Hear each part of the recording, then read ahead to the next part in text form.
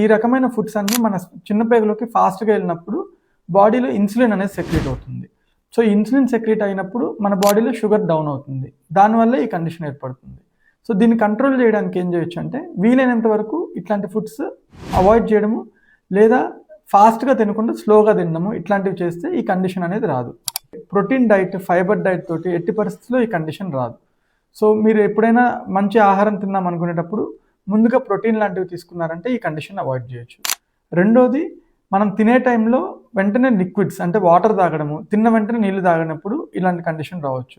So దీన్ని avoid చేయడానికి మీరు ఏదైనా ఆహారం తీసుకున్న తర్వాత ఒక 15 to 20 minutes గ్యాప్ ఇచ్చి వాటర్ తీసుకోవచ్చు.